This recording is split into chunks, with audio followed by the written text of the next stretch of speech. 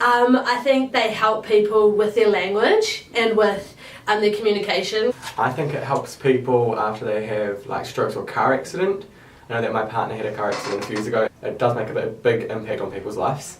I probably get emotional, oh my god. I think it's also a big confidence thing, like being able to speak well and communicate well with others. And I think a speech therapist is so important in that regard. For somebody to learn how to speak again, it's a huge sort of step. It's like being a baby all over again. I feel like it would impact you largely socially, but also mentally as well.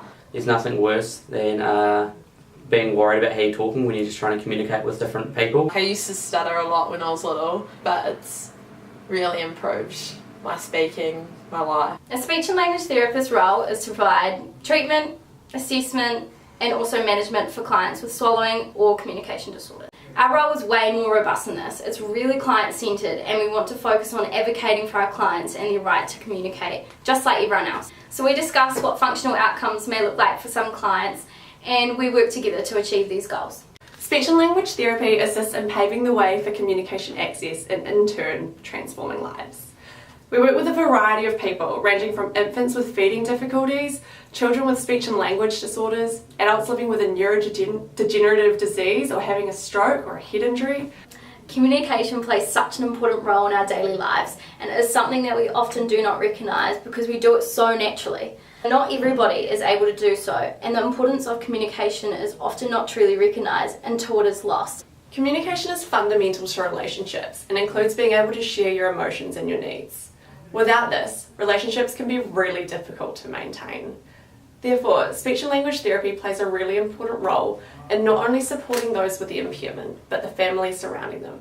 On a recent placement, I had a client who was pretty non-verbal. He could only really say yes or no. But by the end of the 4 weeks, he was able to say spontaneous utterances. He was able to say some that we hadn't even been practicing on. And it was just so heartwarming hearing the nurses say he's been so much more vocal since he's been having speech therapy. And even just seeing his wife so excited that he could actually greet her again. I had a client last year, we had a group therapy, and he'd come to group therapy, but after 10 minutes he would leave and become frustrated. We worked on it, and we worked through participating and getting him involved and finding out what he liked to do in group therapy. And then by the end of it, he stayed the whole time. He tried to communicate to one of the other group therapy members in the hallway, and to me that was so heartwarming. Going from being frustrated and not being able to get your communication needs to even just being able to try and initiate conversation was so rewarding, and I was so proud of it.